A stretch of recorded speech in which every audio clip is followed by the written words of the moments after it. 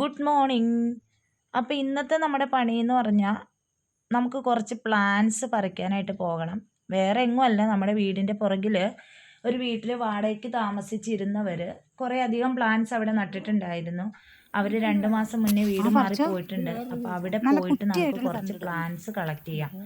അവിടെ പ്ലാന്റൊക്കെ മൊത്തം കാട് പിടിച്ച് കിടക്കുക കേട്ടോ.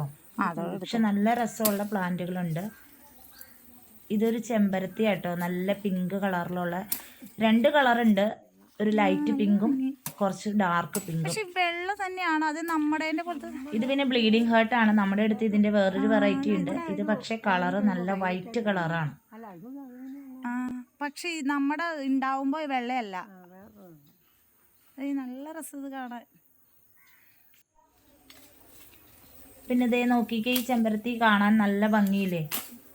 നമ്മൾ ഈ ചെമ്പരത്തി പറിച്ചപ്പോഴേ അതിന്റെ ചുവട്ടില് ഒരു ബഡ് ചെയ്ത പോർഷൻ ഉണ്ടായിരുന്നു. അപ്പൊ അതാണ് നമ്മൾ പറിച്ചെടുത്തിരിക്കുന്നത്. ബഡ് തന്നെയാണത്.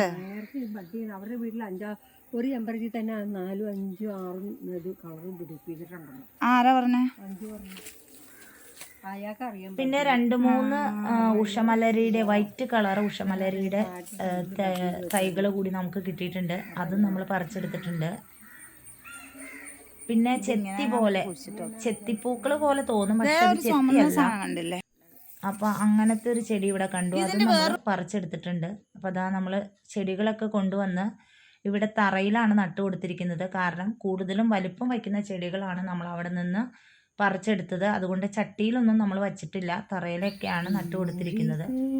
പിന്നെ ഇതാ നമ്മുടെ ബൊഗൺവില്ലയിൽ മൊത്തം ശംഖുപുഷ്പം കയറി നാശമായിട്ട് കിടക്കുവാണ്. ഇതൊക്കെ ഒന്ന് നമുക്ക് സെറ്റ് ചെയ്യാം. അടുത്ത ദിവസം വീണ്ടും പുതിയ വീഡിയോയായിട്ട്